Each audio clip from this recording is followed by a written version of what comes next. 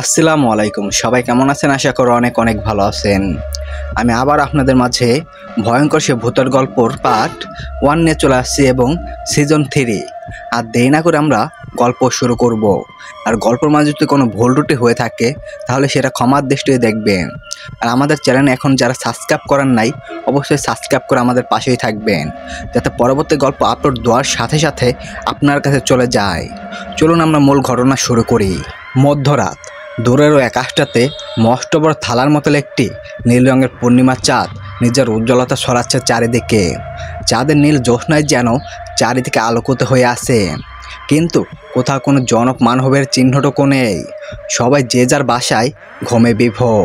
পূর্ণিমার এই নীল জ্যোৎস্নার সাথে তাল মিলিয়ে চারিদিক থেকে এলোমেলোভাবে বাতাস বইছে। এই বাতাসে যেন কারোর শরীর শীতল হয়ে যাওয়ার কথা, কিন্তু এই বাতাসে মিশে আছে এক গভীর রহস্যর বেড়াজাল। তাই তো এত সুন্দর একটি পরিবেশ মুগ্ধ হওয়ার বদলে গাছে গাছে বসে থাকা পশু পাখি ছটফট করছে। ভয়ে যেন তাদের অবস্থা দেখার মতো। দূর দূরান্ত থেকে ভেসে আসছে কুকুর এবং শিয়ালের কান্নার ভয়ঙ্কর চিৎকার, যেন বুক ফাটে আর্তনাদ করছে তারা। এত কিছুর মাঝেও বিভোর ঘুমে আছে সকল মানুষজন। সকলের চিন্তা ভাবনা বাদ দিয়েছে আজ তারা। এর আগেও প্রতি মাসে পূর্ণিমা হয়েছে, কিন্তু আজকের রাতটার পূর্ণিমাটা একদমই ভিন্ন। গা সমসমে এক পরিবেশের সৃষ্টি হচ্ছে চারিদিকে। আকাশের ওই নীল রঙের চাঁদটা আরও বেশি ভয়ঙ্কর সুন্দর করে তুলছে এই রাতটাকে। হঠাৎ জঙ্গলের মাঝখান হতে অনেকগুলো বিশাল আকৃতির বাদর উড়ে আসতে শুরু করলো আকাশ প্রাণে। তারা ডানা ঝাপটিয়ে এলোমেলোভাবে উড়তে লাগলো আকাশ জুড়ে। তাদের মাঝে এক পৈশাচিক আনন্দ সৃষ্টি হচ্ছে আজ, যেন বহু বছর প্রতীক্ষার পর আজ তারা মুক্ত পেয়েছে। বহু বছর হয়তো কোনো এক মায়াজাল আটকে ছিল তারা। তাই তো মুক্তির খুশিতে এত আনন্দ উৎসব মেতে উঠেছে। আকাশ এমনভাবে উড়ে বেড়াচ্ছে যেন পুরো আকাশটাই তাদের দখলে। উড়তে উড়তে সব বাদরগুলো বৃহত্তম হয়ে একটি বৃত্তাকার চিহ্ন করে দাঁড়ালো।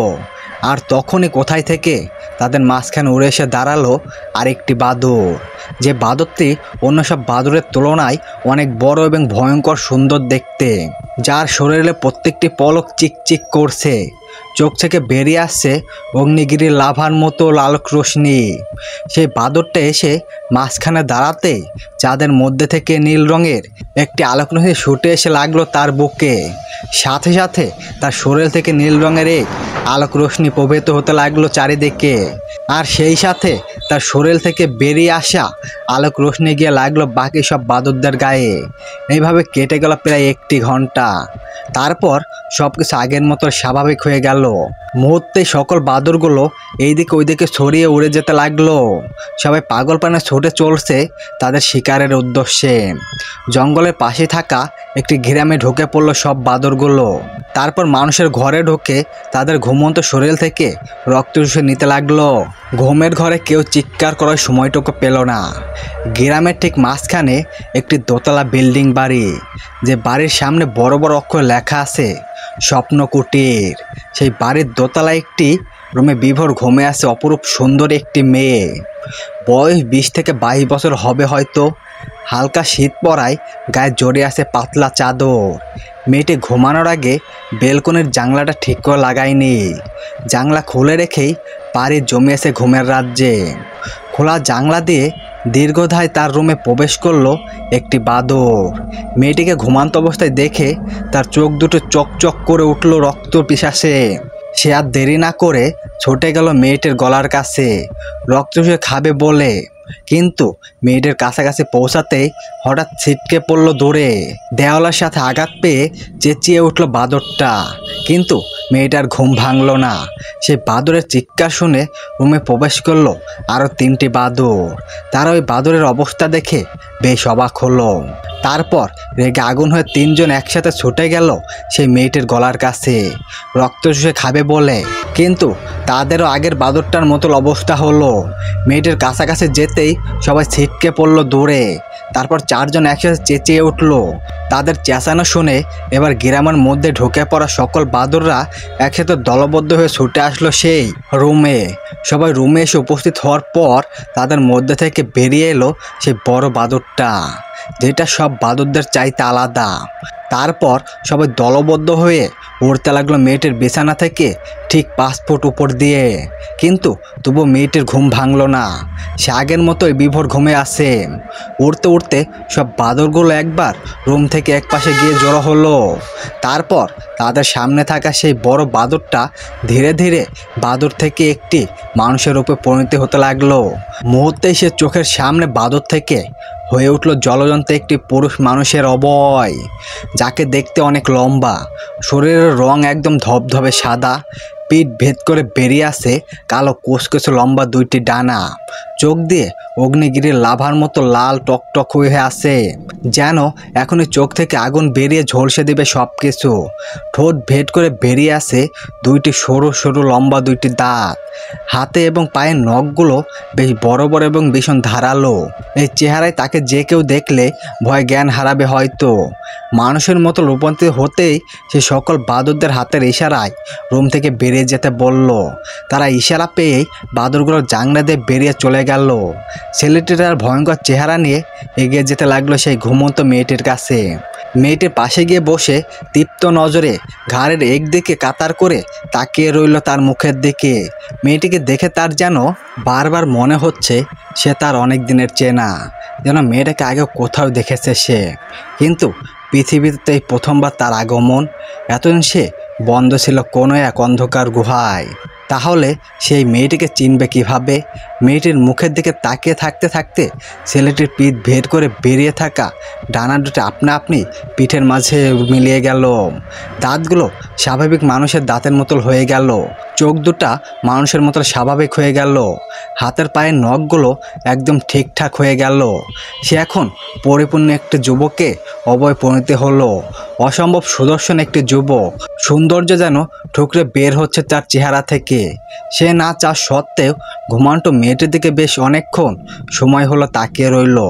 তারপর কিছু একটা ভেবে সেখান থেকে উঠে দাঁড়ালো। মুহূর্তেই অসম্ভব রাগ নিয়ে তাকালো মেয়েটির দিকে। মুহূর্তেই তার ঠোঁট ভেদ করে বেরিয়ে এলো লম্বা 2টি সরু দাঁত। সে আর সময় নষ্ট না করে সেই দাঁতগুলো নিয়ে এগিয়ে গেল মেয়েটির গলার কাছে, মেয়েটির রক্ত খাবে বলে। কিন্তু মেয়েটির গলার কাছে পৌঁছাতেই সে একটি জিনিস দেখে অনেক অবাক হয়ে গেল। সে দেখলো মেয়েটির গলায় 2টি জন্মদাগ, যেটা দেখে মনে হচ্ছে কোনো ভ্যাম্পায়ারের কামড়ের দাগ। সে কিছুক্ষণ দাগগুলোর দিকে তাকিয়ে রইল। তারপর কিছু একটা ভেবে সেই দাগগুলোর উপরেই নিজের দাঁত 2টি বসিয়ে দিল। সাথে সাথে তার চোখ 2টি আপনা আপনি বন্ধ হয়ে গেল। কিন্তু রক্ত চোষার আগেই তার চোখের সামনে ভেসে উঠল কিছু বহু পরিচিত দৃশ্য। মুহূর্তেই সে মেয়েটি থেকে ছিটকে পড়ল দূরে। মেয়েটি এখনও ঘুমিয়ে আছে। তারপর মেয়েটির মুখের দিকে হা করে তাকিয়ে রইল সে। কিছুক্ষণ পর আপনা আপনি তার মুখ থেকে বেরিয়ে এলো ছোট্ট একটি শব্দ, চাঁদ পাখি। ছেলেটির মুখ ফুটে উঠল বিশ্বজয়ের হাসি। তার মুখটা যেন চকচক করে উঠল বহু তপস্যার পর প্রিয় কিছু ফিরে পাওয়ার আনন্দে। সে উঠে দাঁড়িয়ে গুটি গুটি পায়ে এগিয়ে গেল মেয়েটির কাছে। সেখানে হাঁটু গেড়ে বসে কিছুক্ষণ তাকিয়ে রইল মেয়েটির মুখের দিকে। তারপর মুখের উপর পড়ে থাকা এলোমেলো চুলগুলোকে হাত দিয়ে সরে দিয়ে কপালে একটু চুমু এঁকে দিল।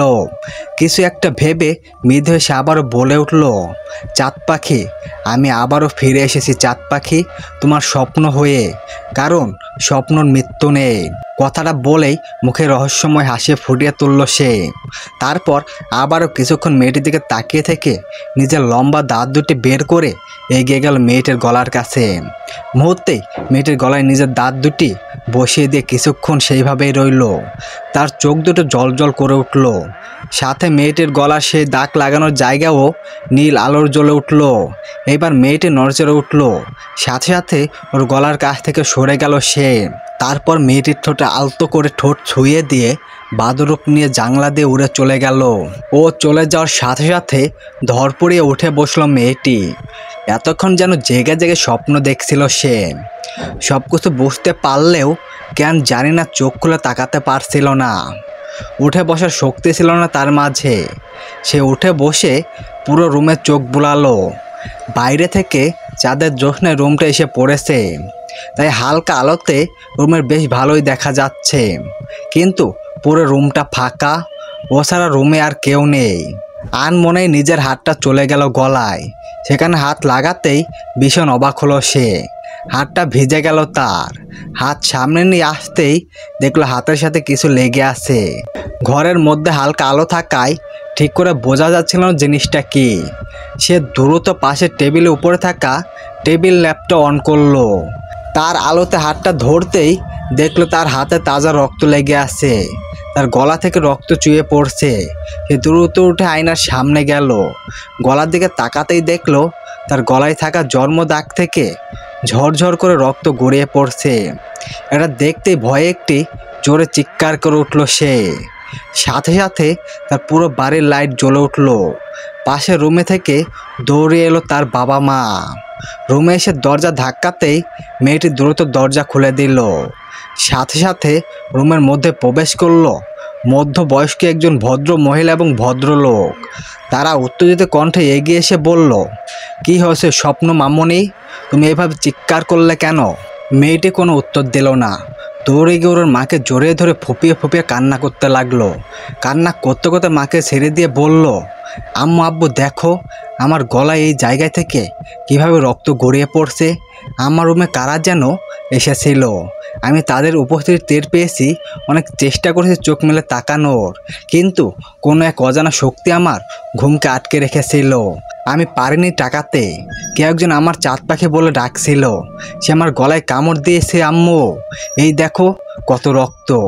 কথাগুলো এক নিঃশ্বাসে বলেই ফুপিয়া কান্না করে উঠল মেয়েটি। ওর কথা শুনে ওর বাবা মা ভীষণ ঘাবড়ে গেল। ওর গলার দিকে তাকিয়ে বলল, স্বপ্ন মামনি তুমি শান্ত হও, এমন কিছুই হয়নি। আগের মতো আজও তুমি স্বপ্ন দেখেছো। এই দেখো তোমার গলা তো আগের মতোই আছে। কই সেখান থেকে তো কোনো রক্ত পড়ছে না।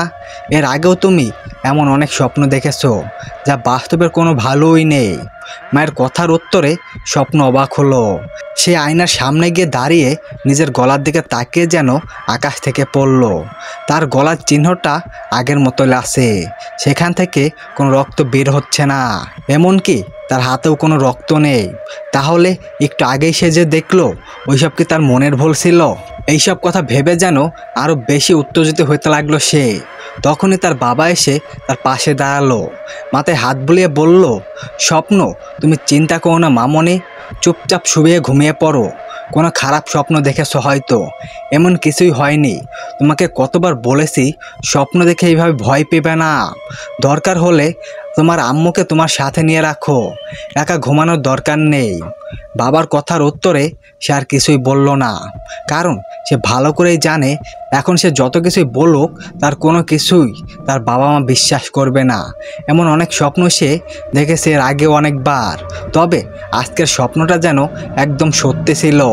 সে অনুভব করছে কেউ তার পাশে ছিল, তার নিঃশ্বাসের শব্দ পেয়েছে সে, কেউ তার কপালে আর ঠোঁটে স্পর্শ করেছে। এরা তার বাবা মাকে বলতে গিয়েও বলতে পারল না সে। মাকে সাথে নিয়ে সবে মাত্র ঘুমানোর প্রস্তুতি নিচ্ছে স্বপ্ন। বিছানায় শোবার সাথে সাথে হঠাৎ চারিদিক থেকে শোগালোর শব্দ শুনতে দুজনে বেশ ঘাবড়ে গেল। স্বপ্ন তার মায়ের দিকে তাকিয়ে উত্তেজক কণ্ঠে বলল, আম্মু এত রাতে চারিদিকে এত শোগালোর কিসের? কি হয়েছে বলো তো? ওর কথার উত্তরে ওর আম্মু ভীরু দৃষ্টিতে তাকালো ওর দিকে। তারপর বিছানা ছেড়ে নিচে নামতে নামতে বলল, সেটা তো আম্মু বুঝতে পারছে না, এত রাতের চারিদিকে এত হইচই কিসের? আচ্ছা তুমি থাকো, আমি দেখছি কি হচ্ছে। কথাটি বলেই বিছানা ছেড়ে নেমে দাঁড়ালেন তিনি। তারপর গুটি গুটি পায়ে এগিয়ে গেলেন বেলকনির কাছে। বেলকনির দরজা খুলে বাইরে তাকাতেই দেখলেন চারিদিকে মানুষের আহাজারি। সবাই হইচই করে এই দিক ওই দিকে ছোটাছুটি করছে। বিষয়টা ভালো করে জানার জন্য সেখান থেকে সরে এলেন তিনি। তারপর দরজা খুলে বাইরে বেরোতেই দেখলেন স্বপ্নর বাবা আহমদ খানও বাইরে কি ঘটেছে তা দেখার জন্য নিচে যাচ্ছে। তিনি আর কথা না বাড়িয়ে আহমদ খানের পিছন পিছন দরজা খুলে বাইরে বেরিয়ে গেলেন। দেখলেন চারিদিক থেকে সবাই ছোটাছুটি করছে আর হাই হাই করে আহাজারি করছে। আহমেদ খান এগিয়ে গিয়ে একটি লোককে শান্ত করে বললেন, তারপর জিজ্ঞাসা করলেন কি হয়েছে। লোকটি কান্না করতে করতে বলতে লাগলো, আমাদের সব শেষ হয়ে গেছে খান সাহেব। কিভাবে যেন এই গ্রামের অর্ধেকের বেশি মানুষ মারা গেছে। কোথায় থেকে ভয়ঙ্কর কিছু জন্তু এসে সবার রক্ত চুষে মেরে ফেলেছে ঘুমের মাঝেই। কেউ বেঁচে নেই। কপাল গুনে আমরা হাতে গোনা কয়েকজন বেশি আছি মাত্র। কথাগুলোই বলে আবার কান্নায় ভেঙে পড়ল লোকটা। তারপর ছুটে গেল অন্যদিকে। আহমদ খান সেখানে কিছু বুঝতে পারল না। তিনি সেখানে দাঁড়িয়ে সকলের দিকে তাকিয়ে রইলেন। সবার অবস্থা দেখে বোঝাই যাচ্ছে ভয়ঙ্কর কিছু ঘটেছে এখানে। ততক্ষণে স্বপ্ন এসেছে তাদের পাশেই দাঁড়িয়েছে। তখনই চারিদিক থেকে ফজরের আজানের শব্দ ভেসে আসলো। আহমেদ খান তার স্ত্রী এবং মেয়ের দিকে তাকিয়ে বাসার মধ্যে যেতে বলল এবং সে নিজেও বাসার মধ্যে ঢুকে দরজা লাগিয়ে দিল। সকালে দেখা যাবে আসলে কি ঘটেছে।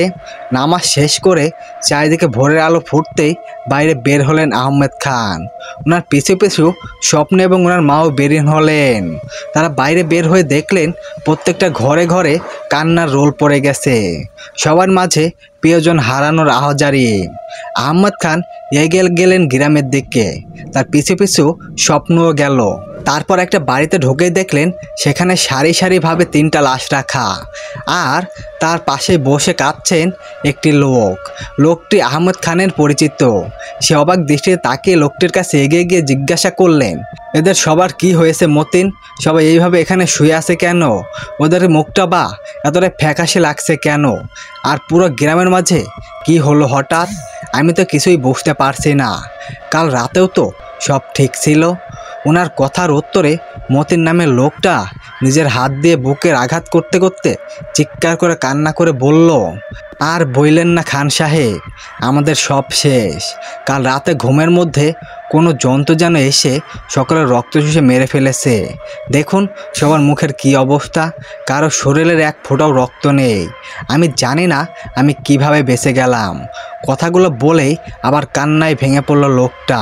তার কান্না দেখে আহমেদ খান আর কিছু বলল না। চিন্তিত মুখে স্বপ্নকে সাথে নিয়ে বাইরে বেরিয়ে এলেন।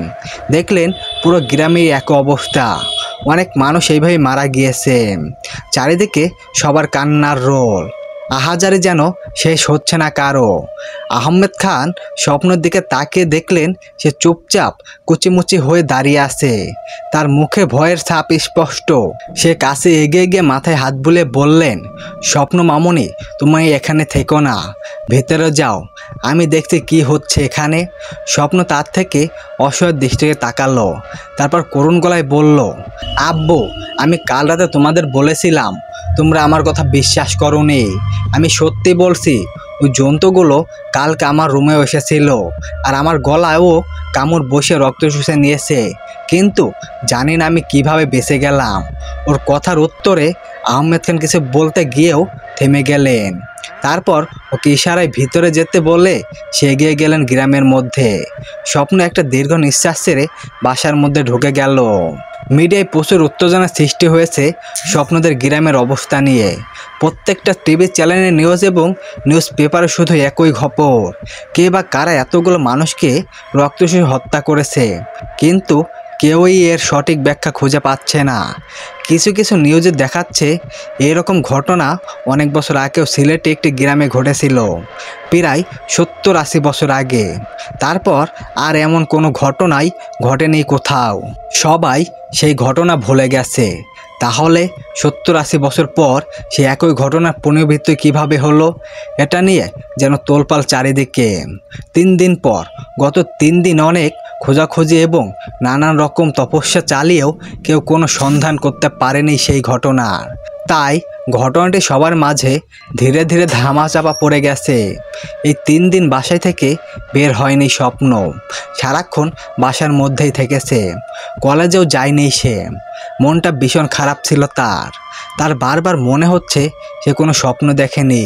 সেদিন রাতে সত্যিই তার রুমে কেউ এসেছিল এবং তার গলা থেকে রক্ত চুষে নিয়েছে, কিন্তু সবার মতল সে কেন মারা গেল না, এটা ভেবে অস্থির সে।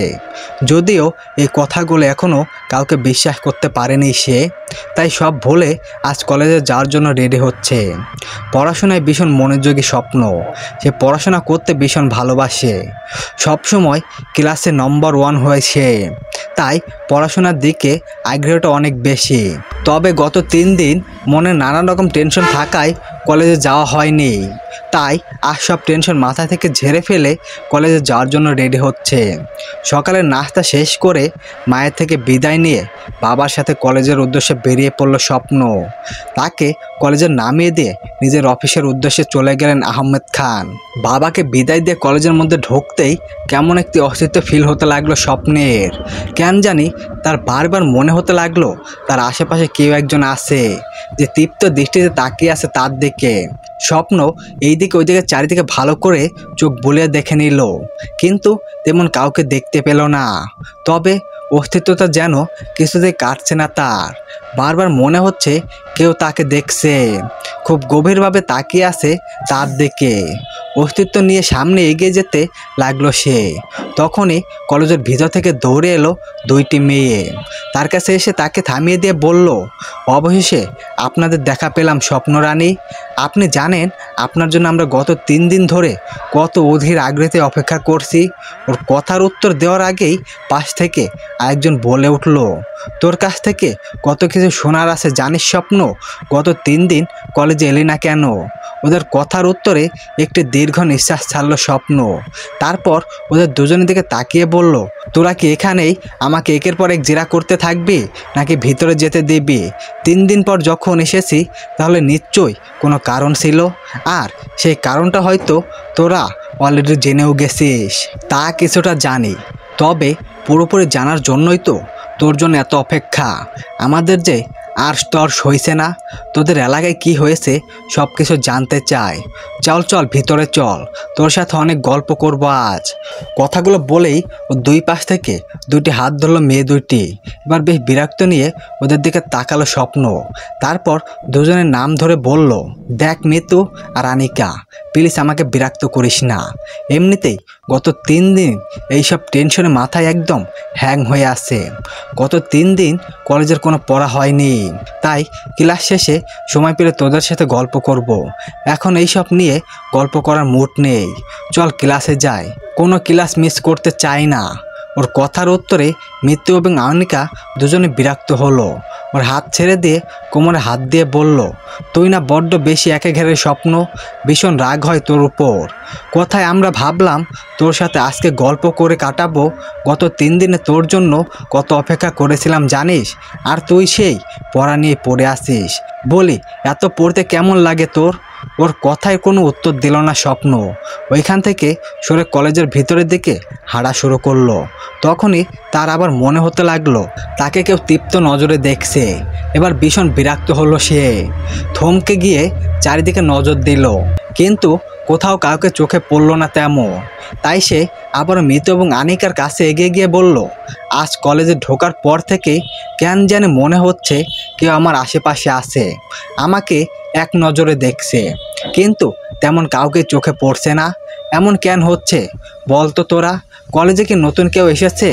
ওর কথার উত্তরে একগাল হেসে আনিকা ওর কাছে এগিয়ে এলো। তারপর ওর হাত ধরে বলল, তোকে দেখার জন্য কি কলেজের ছেলেদের অভাব আছে নাকি? এমনিতেই তো তোর পিছনে কত ছেলেরাই ঘোরে, আর নতুন তো অনেকে এসেছে, কিন্তু তোর কেন এমন মনে হচ্ছে বলতো? আমাদের তো এমন কিছুই মনে হচ্ছে না। ওদের কথার উত্তরে একটু দীর্ঘ নিঃশ্বাস ছাড়ল স্বপ্ন।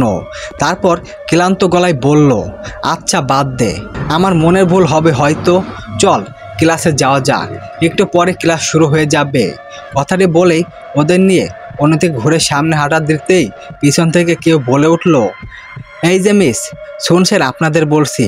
কথাটি শুনতেই 3 জন মিলে একসাথে পিছনে ফিরে তাকালো। তাকিয়ে দেখলো লম্বা চওড়া করে একটি ছেলে হাসি মুখে দাঁড়িয়ে আছে ওদের দিকে তাকিয়ে। ছেলেকে দেখতেই যেন একদম হা হয়ে গেল মিতু এবং আনিকা। ভ্যা ভ্যা করে বেহায়ের মতো তাকিয়ে রইল তার দিকে। ছেলেটি এবার ওদের কাছে এগিয়ে এলো, তারপর হালকা গলায় কাশি দিয়ে বলল, প্রিন্সিপালের অফিসটা কোন দিকে একটু বলতে পারবেন? আসল কলেজে আমি নতুন তো তেমনভাবে কিছুই চিনি না, তাই জানতে চাচ্ছি। কথাটি বলার সাথে সাথে আনিকা এবং মিতু দুজনই উত্তেজিত হয়ে একসাথে বলল, হ্যাঁ হ্যাঁ চলুন, আমি আপনাকে নিয়ে যাচ্ছি প্রিন্সিপাল স্যারের অফিসে। ওদের একসাথে এমন উত্তেজিত হয়ে কথা বলা দেখে বাঁকা হাসলাম ছেলেটি। তারপর শান্ত গলায় বলল, ধন্যবাদ, আপনাদের এমন অস্থির হতে হবে না, আপনারা ক্লাসে যান। আপনাদের হয়তো ক্লাসে দেরি হয়ে যাচ্ছে, আমাকে শুধু দেখে দিলেই হবে, আমি নিজেই চলে যেতে পারবো। ওরা এতগুলো কথা বললেও পাশে দাঁড়িয়ে থেকে স্বপ্ন একদম চুপচাপ রয়েছে। সে তৃপ্ত নজরে তাকিয়ে থেকে মাথা থেকে পা পর্যন্ত দেখছে ছেলেটিকে। কেন জানি না অনেক বেশি পরিচিত মনে হচ্ছে তার এই ছেলেটিকে। ছেলেটিকে দেখতে ধবধবে ফর্সা, লম্বায় 6 ফুট হবে হয়তো, চোখের সানগ্লাস পরা, মাথার চুলগুলো গোল্ডেন কালারের, অসম্ভব সুদর্শন একটি পুরুষ। এত সুন্দরও কোনো পুরুষ হয় তা যেন জানা ছিল না ওদের। আনিকার মিতু ছেলেটিকে প্রিন্সিপালের অফিস দেখিয়ে দেওয়ার জন্য সেদিকে হাঁটা দিল। তখনই পেছন থেকে ডেকে উঠল স্বপ্ন, বলল, এই শুনছেন? ওর কথায় থেমে গেল ছেলেটি, সাথে আনিকা এবং মিতুও। তিনজনেই ঘুরে তাকালো ওর দিকে। স্বপ্ন এবার কিছুটা এগিয়ে এসে ভুরুকুসকে জিজ্ঞাসা করলো, আপনাকে কেন যেন অনেক চেনা চেনা লাগছে, আমাদের কি আগেও কোথাও দেখা হয়েছে? ওর কথার উত্তরে নিজের চোখের সানগ্লাসটি খুলে নিল ছেলেটি। ছেলেটির চোখের মনি গাঢ় কালার রঙের। ওর চোখে চোখ পড়তেই যেন বুকের বাঁ পাশটা কেঁপে উঠল স্বপ্নের। ছেলেটি ওর দিকে তাকিয়ে তাচ্ছিল্য হাসি দিয়ে বাঁকাভাবে বলল, দুঃখিত, আপনার সাথে এর আগে আমার দেখা হয়েছে বলে আমার মনে হচ্ছে না, তবে আপনার এই কথা অনেক মেয়ের মুখ থেকেই শুনেছি, নতুন কিছু বলে ট্রাই করতে পারেন। ওর এমন বাঁকা বাঁকা কথা কিছু ঢুকলো না স্বপ্নের মাথায়, তাই সে অবাক হয়ে জিজ্ঞাসা করলো, বুঝলাম না, নতুন কিছু ট্যাক্স করব মানে? ছেলেটি এবার সানগ্লাসটা আবার চোখে দিতে দিতে বলল, মানেটা খুব সহজ, মানে আমার মতো সুদর্শন ছেলে দেখলেই অনেক মেয়ে এইভাবে পরিচিত হওয়ার ট্রাই করে, আপনি এখন সেটাই করছেন, তাই বললাম নতুন কিছু বলে ট্রাই করবেন। এই কথাটা অনেক পুরানো হয়ে গেছে, আর যদি কিছু মনে না করেন এখন আমি যেতে পারি, আমার দেরি হয়ে যাচ্ছে, আজ কলেজে প্রথম দিন, ক্লাস মিস করতে চাই না। কথাগুলো এক নাগারে বলেই উত্তরের অপেক্ষা না করেই আনিকা এবং মিতুর সাথে প্রিন্সিপাল স্যারের অফিসের দিকে রওনা হলো ছেলেটি। তার এমন কথাই যেন গা পিছলে জ্বলে উঠল স্বপ্নের। তার ইচ্ছা করছে নিজের চুল নিজেই টেনে ছিঁড়তে। এই প্রথম কোনো ছেলে তাকে এইভাবে কথা শোনালো। সেই সাথে আনিকা এবং মিতু উপর প্রচুর রাগ হতে লাগলো তার, কিন্তু সে আর কোনো কথা বাড়ালো না। এই মুহূর্তে ভীষণ রকম অপমান ফিল করছে সে, তাই আর সময় নষ্ট না করে অন্যদিকে ঘুরে ক্লাসরুমে চলে গেল। ওইদিকে স্বপ্ন চলে যেতে ছেলেটি পিছনে ফিরে তাকালো। ওর চলে যাওয়ার দিকে তাকিয়ে একটি রহস্যময় হাসি দিল সে। তারপর আবার প্রিন্সিপালের রুমের দিকে হাঁটা দিল। প্রায় 15 মিনিট হলো ক্লাসে এসে বেঞ্চের উপর রাগে ফায়ার হয়ে বসে আছে স্বপ্ন। ভীষণ রকম রাগ হচ্ছে তার। ছেলেটির স্পর্ধা হয় কিভাবে তাকে এইভাবে কথা বলার? সে মেনে নিল ছেলেটা অনেক সুন্দর, তাই বলে এভাবে কথা শোনাতে হবে, কিন্তু এটা তো সত্যি যে এই ছেলেটিকে কেন জানি অসম্ভব চেনা চেনা লাগছে স্বপ্নের কাছে। বারবার মনে হচ্ছে একে যেন অনেক বছর হলো চেনে সে, কিন্তু কিছুতেই মনে করতে পারছে না ছেলেকে সে কোথায় দেখেছে বা কিভাবে পরিচিত হয়েছিল। স্বপ্ন যখন এসব কথা ভাবতেই ব্যস্ত, তখন ক্লাসের মধ্যে প্রবেশ করে আনিকা এবং মিতু। দৌড়ে এসে দুপাশে বসে পাগলের মতো লজ্জিত হয়ে বলতে থাকে, ওই স্বপ্ন ডিয়ার, তুই এখানে চুপচাপ বসে আছিস, ওইদিকে আমরা তো পুরোই শেষ, এমন ছেলে জীবনেও দেখিনি রে, এত সুন্দর কারো মাঝে থাকতে পারে কল্পনাও করিনি কখনো। ওদের কথা শুনে যেন আরও বেশি রাগ হতে লাগলো স্বপ্নের। সে ঝাড়ি মেরে দুজনকে থামিয়ে দিয়ে বলল, এই তোরা কেমন মেয়ে বলতো, কেমন লোক যেমন উত্তর করছিস কখন থেকে? কখনো দেখছিস কোনো মেয়ে কোনো ছেলেকে দেখে এইভাবে কথা বলে? তোদেরকে লজ্জা শরম বলতে কিছুই নেই? ওর কথার উত্তরে মুখ বাঁকালো দুজনেই। তারপর মৃত্যু কোমরে হাত দিয়ে রাগে গলায় বলল, এখন আমাদের উপর রাগ দেখাচ্ছিস? তখন তো তুইও তার উপর ক্রীড়াশিত হয়ে তার সাথে পরিচয় হওয়ার জন্য বলেছিলি। তার সাথে তোর আগে কখনো পরিচয় হয়েছে কি না? কিন্তু ছেলেরা যা দিল সেই লেভেলের। এই প্রথম কোনো ছেলেকে দেখলাম তোকে রিজেক্ট করতে, এভাবে কথা শোনাতে, তার উপর পুরোপুরি ফিদা হয়ে গেছি রে আমরা। প্লিজ দোস্ত কিছু একটা কর, ওকে আমার চাই। ওর কথার উত্তরে স্বপ্নে কিছু বলার আগেই পাশ থেকে আনিকা চেঁচিয়ে বলে উঠল, আমারও চাই, আমারও শুধু ওকেই চাই। এই ছেলের জন্য তো সারা জীবন কুমারী হয়ে থেকে যাব, তবু ওকেই চাই দোষ, যেভাবেই হোক এর বউ হতেই হবে। ওদের কথা শুনে এক মুহূর্তে স্বপ্নের ইচ্ছা করছে দুজনে চুল ধরে ইচ্ছা মতো কিল ঘষে দিয়ে মেরে পিটি অবস্থা খারাপ করে দিতে, কিন্তু এই মুহূর্তে সে সেটা করতে পারবে না। তা নিজের রাগ কন্ট্রোল করে দাঁত কিরমির করে বলে, তোরা দয়া করে আজকের মতো আমার এখান থেকে সরে গিয়ে অন্য ব্রাঞ্চে গিয়ে বসবি প্লিজ। তোদের দুজনকে আমার অসহ্য লাগছে, এমন গায়ে পড়ার মেয়ে আমি জীবনেও দেখিনি। তোরা তো আজ তো এক একটা লুচ্চারে। ওর কথার কোনো পাত্তা দিল না ওরা। আবারও কিছু বলবে তখনই ক্লাসরুমে প্রবেশ করলো স্যার, সাথে সেই ছেলেটিও। স্যারকে রুমে আসতে দেখেই সবাই দাঁড়িয়ে সালাম করলো, আর ক্লাসে থাকা মেয়েগুলো সব ছেলেটার দিকে তাকিয়ে একদম হা হয়ে গেল, সাথে মৃত্যু আর আনিকাও। কিন্তু স্বপ্ন এক নজর তাকিয়েই রাগের চোখে সরিয়ে নিল। সবাইকে উদ্দেশ্য করে স্যার বলল, বসো সবাই, আমি তোমাদেরকে একটু জরুরি কথা বলার জন্য এখানে এসেছি। এই যে ছেলেটিকে দেখতে পারছো, ওর নাম শ্রাবণ। আজ থেকে ও তোমাদের সাথে এখানেই ক্লাস করবে। ওকে স্পেশালি তোমাদের সাথে একইভাবে পরিচয় করে দেওয়ার কারণ হলো ও অনেক স্পেশাল আমাদের কলেজের জন্য। ওকে দূর থেকে এই কলেজে পড়াশোনা করতে এসেছে, পড়াশোনার দিক থেকে নাম্বার 1 স্টুডেন্ট ও, সাথে আমাদের কলেজের প্রিন্সিপাল স্যারেরও কাছের রিলেটিভ। তোমরা সবাই ওর থেকে পরিচয় হও, আমি একটু পর আসছি একটি জরুরি কাজ সেরে। কথাটি বলেই ক্লাস থেকে বেরিয়ে গেল স্যার। সে চলে যেতে সবাই একে একে শ্রাবণের সাথে পরিচয় হতে লাগলো। ক্লাসের মেয়েগুলোকে দেখে মনে হচ্ছে চোখ দিয়ে গিলে খাচ্ছে ওকে, আর ছেলেগুলো কেউ কেউ হিংসায় জ্বলছে, কেউ আবার হাসি মুখে পরিচয় হচ্ছে। কলেজ শেষ, আজ ক্লাসে পড়াশোনা হয়েছে কম, শ্রাবণকে নিয়ে গবেষণা হয়েছে বেশি।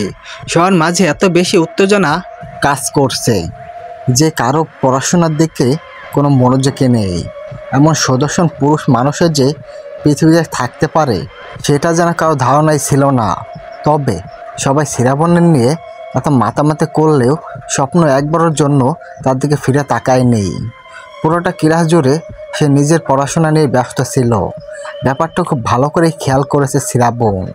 ক্লাস শেষে সবাই যখন বেরিয়ে চলে যাচ্ছে তখন শ্রাবণ এগিয়ে এসে স্বপ্নর কাছে পিছন থেকে ডেকে বলে, এই যে মিস স্বপ্ন, শুনছেন, আপনাকেই বলছি। ওর ডাকে থেমে যায় স্বপ্ন, ভোরগোস্তে পিছনের দিকে ঘুরে তাকায়।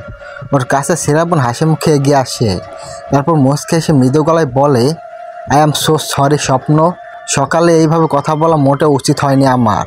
আসলে সবার মতো আপনাকে একই রকম মেয়ে ভেবেছিলাম, তবে পরে বুঝতে পেরেছি আপনি সবার চাইতে আলাদা। প্লিজ সকালের ঘটনার জন্য আমায় ক্ষমা করবেন। ওর কথার কোনো উত্তর দিল না স্বপ্ন। ভোরকোসকে তৃপ্ত নজরে আগের মতোই তাকিয়ে রইল ওর দিকে। ছেলেটি বেশ অদ্ভুত লাগছে স্বপ্নের কাছে। এই গরমেও ছেলেটি কালো রঙের একটি হরিয়ালি জ্যাকেট গায়ে দিয়ে আসছে। সেই জ্যাকেটটির নিচে আবারও কালো একটি টি শার্ট। তার কি গরম লাগছে না? সে আনমনে প্রশ্ন করেই উঠল, এই গরমের মধ্যে আপনি শীতের জ্যাকেট পরে আছেন কেন? আপনার কি গরম লাগে না? ওর থেকে এমন উত্তর পেয়ে মুহূর্তে মুখটা চুপসে গেল শ্রাবণের। সে কিছুটা অস্তিত্ব বোধ করলো, কিছুটা থতমত হয়ে বলল, আসলে সকাল থেকে একটু শীত শীত লাগছিল, নতুন জায়গা, তাই হয়তো এখানের আবহাওয়ার সাথে নিজেকে এখনও মানিয়ে নিতে পারেনি, হয়তো জ্বর আসবে তাই জ্যাকেট পরে এসেছে। কিন্তু আপনি এখানে আমার কথার উত্তর দিলেন না। সকালের ঘটনার জন্য ক্ষমা করছেন তো? ওর এমন উত্তরে যেন সন্তুষ্ট হতে পারল না স্বপ্ন। সে আগের মতোই ভোরকোসকে কিছুক্ষণ ওর দিকে তাকিয়ে থাকলো, তারপর অন্যদিকে ঘুরে গেটের দিকে এগিয়ে যেতে যেতে বলল, আপনার কোনো দোষ নেই, সকালে আমারই ওইভাবে আপনাকে প্রশ্ন করা উচিত হয়নি। সত্যিই তো আপনি আমার পরিচিত হবেন কিভাবে? যাই হোক, আমার বাসায় যেতে হবে, দেরি হয়ে যাচ্ছে। কথাগুলো বলেই ওকে আর কিছু বলার সুযোগ না দিয়ে গেট দিয়ে বেরিয়ে চলে গেল স্বপ্ন। শ্রাবণ সেখানে দাঁড়িয়ে এক নজর তাকিয়ে রইল ওর চলে যাওয়ার দিকে। মনে মনে কিছু একটা ভেবে বাঁকা হাসলো সে। তারপর সে গেট দিয়ে রওনা দিল। গেটের বাইরে এসে দেখলো স্বপ্ন তার বাবার বাইকে উঠে বাসার দিকে রওনা দিয়ে চলে গেছে। ওকে চলে যেতে দেখে শ্রাবণ মনে মনে বলে উঠল, পূর্বের জন্মের মতো এই জন্ম তোমাকে কৌতূহলটা অনেকটাই বেশি চাঁদ পাখি। তবে তোমার থেকে সাবধানে থাকতে হবে আমার। এবার যেইভাবেই হোক নিজেকে লুকিয়ে রাখতে হবে। নিজের আসল পরিচয় কিছুতেই সামনে আনতে দেব না। তোমাকে তো এবার হাসিল করেই ছাড়বো। পুরো 70 বছরের তপস্যায় তুমি আমার। 70 বছর পর তোমাকে ফিরে পেয়েছি, নতুন রূপে, নতুন পরিচয়ে। এই জন্মে তোমাকে এক মুহূর্তের জন্য নিজে থেকে আলাদা হতে দেব না। তোমার এই জন্মে শুধু আমার জন্যই। গত জন্মে নিজের ভুলের কারণে তোমাকে হারিয়েছিলাম, সেই ভুল এবার আর হবে না। এই জন্মে পৃথিবীর সকল ভালোবাসা ঢেলে দেব আমি তোমার চরণে। তবে গত জন্মে আমাকে প্রত্যাখ্যান করার ফলও যে তোমাকে ভোগ করতে হবে চাঁদ পাখি, সেটাও অনেক কঠিনভাবে। কথাগুলো বলেই রহস্যময় হাসলো শ্রাবণ। তারপর এইদিকে ওইদিকে দেখে মুহূর্তের মাঝে ছুটে চলে গেল কোথাও। বিকেল 5টা 45 ছাদের উপর চেয়ার পেতে একটি বই হাতে নিয়ে বসে আছে স্বপ্ন। কিন্তু বই পড়ার নাম নেই তার। বইটা হাতে নিয়ে থাকলেও সে এক মনে তাকিয়ে আছে আকাশ প্রাণে। কি যেন আকাশ পাতালে ভাবছে সে। কিছুতেই যেন তার ভাবনার কোনো অবসর হচ্ছে না। তার পাশে আরেকটি চেয়ারের উপরে এক মগ কফি রাখা। কফিটা হয়তো এতক্ষণে ঠান্ডা হয়ে গেছে। সে কফিটাও খাচ্ছে না, এক মনে তাকিয়ে আছে আকাশের দিকে। কিছুক্ষণ আগেও আকাশটা ছেয়েছিল ঝকঝকে রোদে। সূর্যটাও পশ্চিম দিগন্তে ধীরে ধীরে ঢলে পড়ছিল ঘুমতের লগে। কিন্তু হঠাৎ করেই আকাশটা কেমন যেন মেঘে ছেয়ে গেছে। এক ঝাঁক ঘন কালো মেঘ এসে থোকায় থোকায় জমা বাঁধতে শুরু করলো আকাশে। হঠাৎ করে হয়তো ঝড় বা বৃষ্টি শুরু হবে।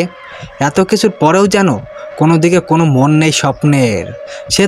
সে এক মনে আকাশ পানে তাকিয়ে থেকে কিছু ভাবছে। তার ভাবনাটার কাউকে নিয়ে নয়, তার ভাবনা জোরে মিশে আছে শ্রাবণ। সে কিছুতেই কোনো কথা মেলাতে পারছে না। কেন জানি না, শ্রাবণকে দেখার পর থেকে তার মনের মাঝে একটা কথাই বারবার উকি দিয়ে যাচ্ছে। আর সেটা হলো সে শ্রাবণকে চেনে, খুব গভীরভাবে চেনে ওকে। যেন যুগ যুগ ধরে পরিচয় আছে ওদের।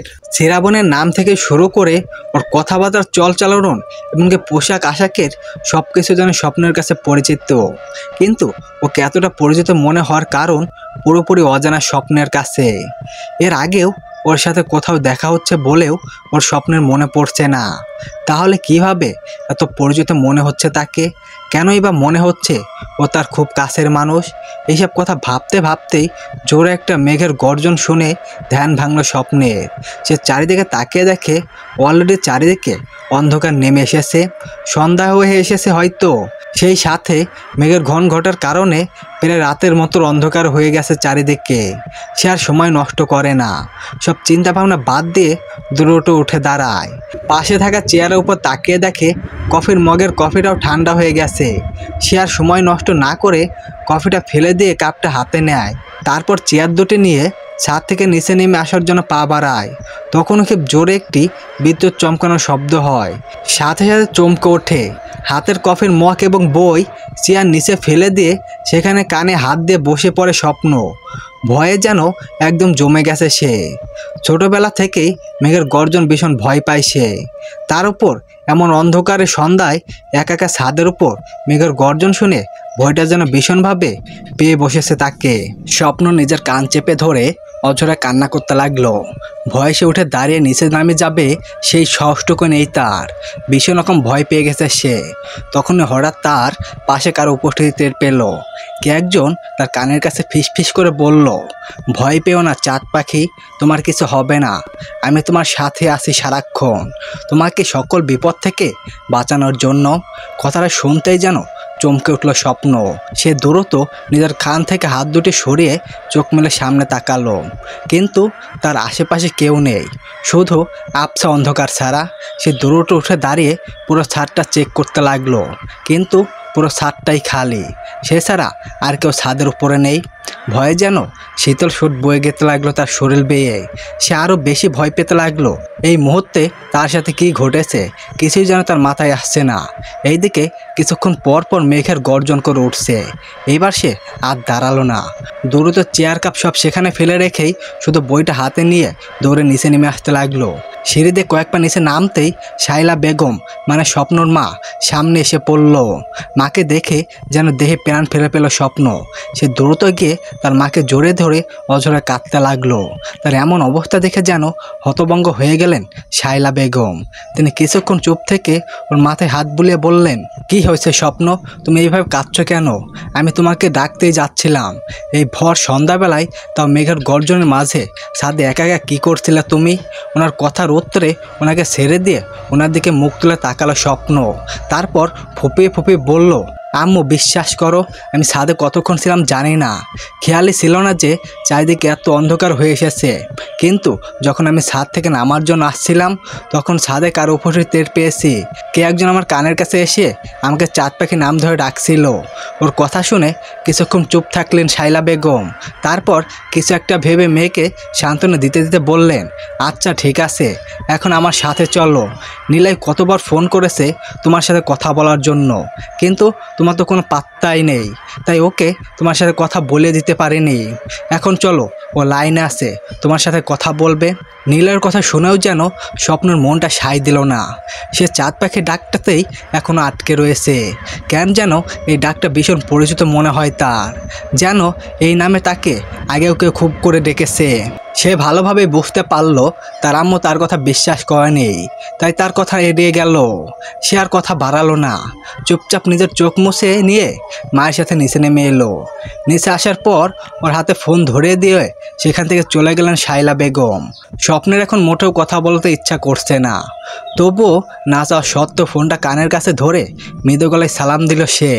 তখনই ওপাশ থেকে কেউ একজন বলে উঠল, ও স্বপ্ন, আমাকে এইভাবে কষ্ট দিয়ে তোমার খুব ভালো লাগে তাই না? তুমি জানো কতবার ফোন করেছি আমি তোমার সাথে কথা বলার জন্য, আর তুমি কি না এতক্ষণ আমার ফোন ধরার সময় পেলে? নীলের কথায় বিরক্ত অনুভব করলেও তাকে বসতে দিল না স্বপ্ন। সে ফোনটা হাতে নিয়ে চুপচাপ সোফায় বসে বলে উঠল, দুঃখিত নিলয়, আপনি প্লিজ কিছু মনে করবেন না। আসলে আমি এতক্ষণ ছাদের উপর ছিলাম, বই পড়তে পড়তে কখন সন্ধ্যা হয়ে গেছে খেয়ালই করিনি। ইচ্ছা করেই নিলয়কে মিথ্যা কথা বলল স্বপ্ন, কারণ সে ভালো করেই জানে এখন ছাদের ঘটনা নিলয়কে কিছু বললে সে তার মাথা খেয়ে ফেলবে, 101টা প্রশ্ন করবে। তাই আর কথা বাড়াতে চাইল না সে। নিলয় ওপাশ থেকে একের পর এক আবেগী গলায় কথা বলতে লাগলো, কিন্তু স্বপ্নেতে ভীষণ বিরক্ত হতে লাগলো। তার মোটেও ভালো লাগছে না নিলয়কে। কেন জানি না কখনো তার প্রতি আকর্ষণ অনুভব করে নাই সে। এইভাবে বেশ কিছুক্ষণ ওর সাথে কথা বলে ফোন রেখে দিল স্বপ্ন। তারপর একটা দীর্ঘ নিঃশ্বাস ছেড়ে নিজের রুমে চলে গেল সে। নিলয়ের সাথে স্বপ্নের বিয়ে ঠিক হয়ে আছে গত 2 বছর আগে থেকে। 2 বছর আগে বিজনেসের কাজে বিদেশে পাড়ি জমিয়েছে নিলয়। কয়েকদিনের মাঝে সেখান থেকে ফিরে আসবে সে, আর স্বপ্নকে বিয়ে করে নিজের ঘরে তুলবে। বিয়েটা স্বপ্নের বাবাই ঠিক করেছে। স্বপ্নের বাবা বিজনেস পার্টনারের বন্ধুর একমাত্র ছেলে হলেন নিলয়। রাত 1:52। নিজের রুমে বিভোর ঘুমিয়ে আছে স্বপ্ন। তার ঠিক পাশে হাঁটু গেড়ে তার সামনে বসে আছে শ্রাবণ, আর এক নজর তাকিয়ে আছে তারই দিকে, যেন চোখ দিয়ে গিলে খাচ্ছে তাকে। কত বছরের চোখের তৃপ্তি মেরাচ্ছে তাকে দেখে। এইভাবে কেটে গেল বেশ অনেকটা সময়। এইবার শ্রাবণ সেখান থেকে উঠে দাঁড়ালো। তারপর স্বপ্নর পাশে গিয়ে বসে স্বপ্নর কপালের উপরের পড়ে থাকা চুলগুলো এক হাত দিয়ে আলতো করে সরিয়ে দিল। স্বপ্নের মুখের উপর ঝুঁকে পড়ে ওর মুখের দিকে বেশ কিছুক্ষণ তাকিয়ে রইল। তারপর ওর গলার দিকে চোখ পড়তেই সেখানে এগিয়ে গেল সে। মুহূর্তে শ্রাবণ ঠোঁটের দুপাশ দিয়ে লম্বা সরু 2 দাঁত বেরিয়ে এলো। সে আর সময় নষ্ট না করে তার দাঁতগুলো বসিয়ে দিল স্বপ্নের গালায়। সাথে সাথে স্বপ্ন ছটফট করতে লাগলো চোখ বন্ধ থেকে। ওর গলা থেকে বেরিয়ে এলো অদ্ভুত এক নীল রঙের আলস রশ্মি। শ্রাবণ সেইভাবেই রইল বেশ কিছুক্ষণ। তারপর ওর গলা থেকে দাঁত উঠিয়ে নিয়ে সেখানে ছোট্ট করে একটি চুমু এঁকে দিল। তারপর উঠে বসে ওর মুখের দিকে তাকিয়ে রহস্যময় হাসি দিয়ে বলল, তুমি কোনো সাধারণ মানুষের প্রেমিকা নও চাঁদ পাখি, তুমি এমন একজনের প্রেমিকা যে কিনা ভীষণ শক্তিশালী এবং অসম্ভব ভয়ঙ্কর। তাই তো তার প্রেম পেতে হলে তোমাকে অনেক কষ্ট সহ্য করতে হবে।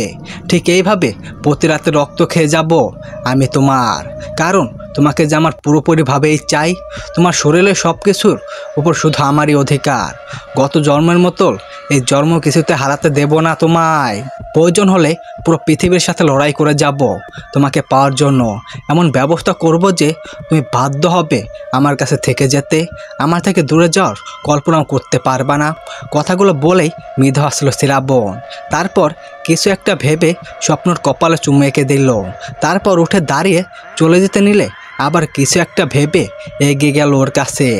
আবার ওর পাশে বসে মুখে মুচকি হাসি ফুটিয়ে তুলে স্বপ্নর ঠোঁটে ছোট্ট করে একটি চুমু এঁকে দিল। তারপর বাদর রূপ নিয়ে উড়ে চলে গেল সেখান থেকে। জাংলাদের সূর্য মৃদু রোদে এসে চোখে পড়ায় ঘুম ভেঙে গেল স্বপ্নের। সে ঢলে ঢলে চোখ উঠে বসলো। তখনই তার ভীষণ রকম গলা ব্যথা অনুভব হলো। না চাওয়া সত্ত্বেও গলায় হাত দিয়ে কিছুটা কুঁকড়ে উঠল সে। তারপর কিছু একটা ভেবে দ্রুত বিছানা থেকে নেমে আয়নার সামনে চলে গেল গলাটা চেক করার জন্য। কিন্তু আয়নার সামনে গিয়ে তেমন কিছুই চোখে পড়ল না। গলার দাগগুলো আগের মতোই আছে, যেমনটা মায়ের গর্ভে থেকে নিয়ে এসেছিল সে। সে গলা থেকে নিজের হাতটা সরিয়ে নিয়ে একটা দীর্ঘ নিঃশ্বাস ছাড়ল। তারপর যখন আয়নার সামনে থেকে সরে যাবে তখনই কিছু একটা দেখে চমকে উঠল সে।